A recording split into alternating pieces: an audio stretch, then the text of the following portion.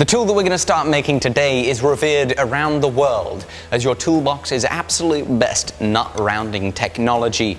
It is the adjustable crescent wrench. You either love it or you hate it, but sometimes it's the only tool for the job, and I've always been intrigued by them. The width of the jaws is adjustable even with the most delicate baby-like thumbs, but despite that, it'll hold firm. I think a really interesting challenge would be to try and make our own with the tools that we've got in this workshop, and in turn we get to learn more about how they work, why they work. So let's take them apart and decide which size wrench we want to copy. Establishing terminology, I think we can call this a lead screw, this the movable jaw, and this the fixed jaw and handle. The lead screw is held in with this. This is just a pin that the lead screw pivots on.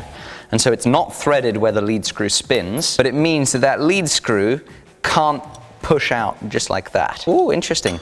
There's a little spring in there too, so it doesn't bind quite so easily. And now with that out, the moving jaw is able to slide in and out, and it is cut with teeth that are not actually parallel. They're carrying a slight angle so that they correspond of the angle of the threads and avoid the risk of binding. How interesting. What you'll also see is that there are these center points right there, which means that presumably during manufacturing, at one of the operations, this was held between centers, enabling them to machine this area nice and consistently round and get those grooves cut in accurately. In the fixed jaw, we have one straight groove cut down from the top, so a cutter in this orientation would have likely done that, and then there is a hole that is drilled the entire way down. It's the same diameter as this little cross section there. It fits in there like that. And we also have a hole for our retaining threaded pin. Quick shot of me taking this one apart. No surprise, it is basically completely identical, just smaller. So what do we do, Jamie? Big one or small one? Well, I mean, I guess the answer is, do you want to impress, or is it all about the motion in the ocean?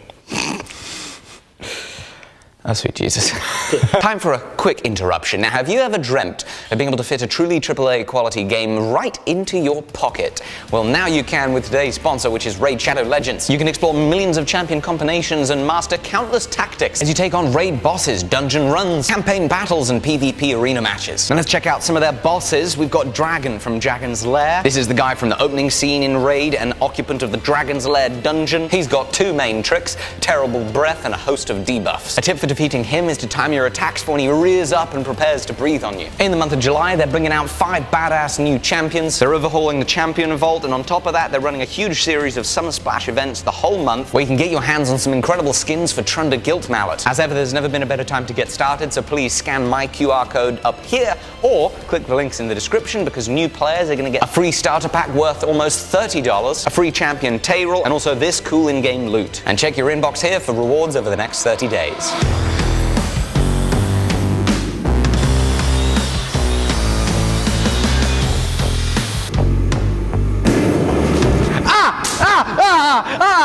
Damn! And I'm wearing bloody rubber gloves!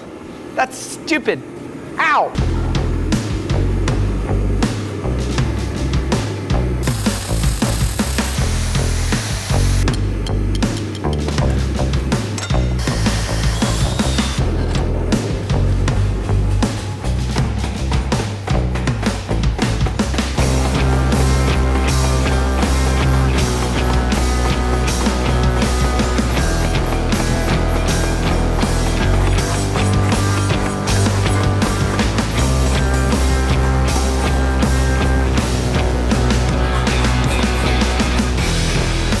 This is hard!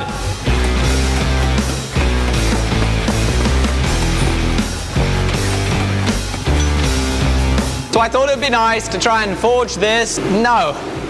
We'll just cut that out. It'll take me 2 minutes with an angle grinder, and I'm making my forging way more difficult, and we got to start again.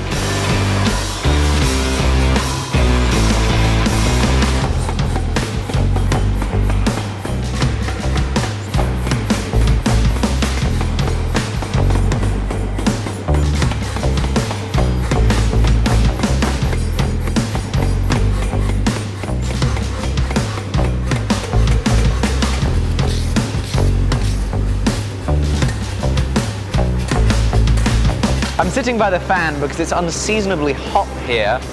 What we're now going to do is use these spring dies that we made earlier.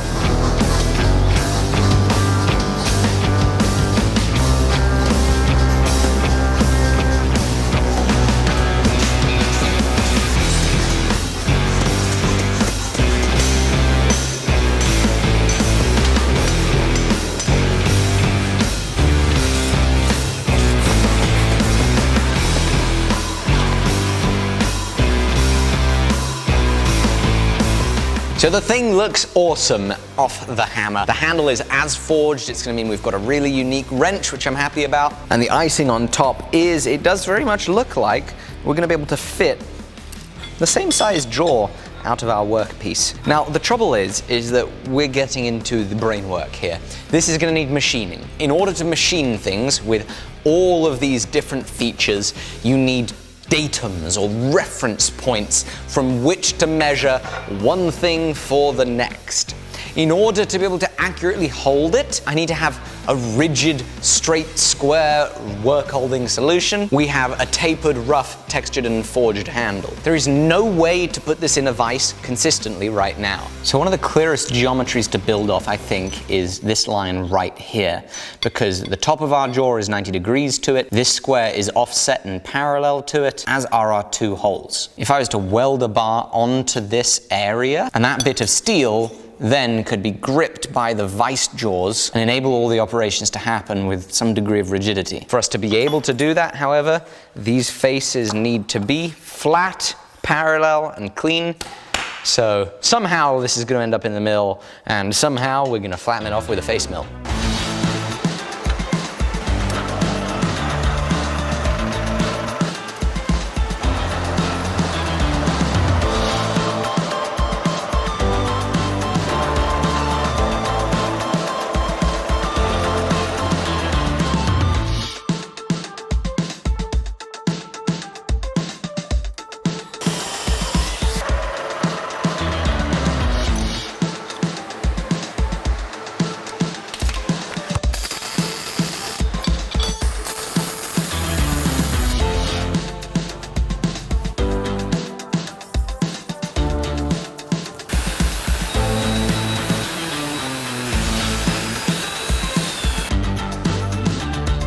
Okie dokie, so what we've done is off of this bar, we've made a 0.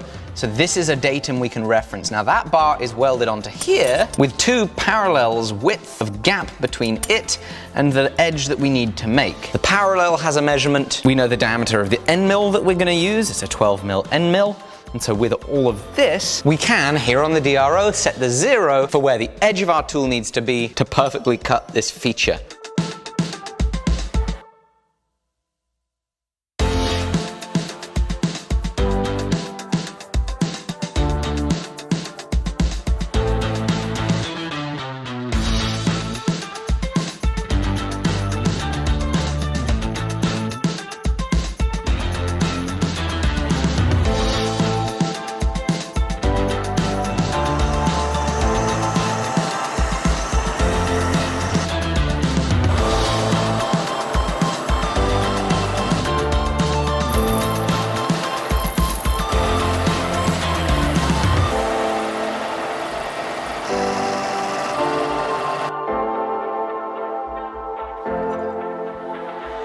So now that we've done all of this stuff from this side, we need to turn it 90 degrees and make 2 holes. One goes the whole way through, one doesn't.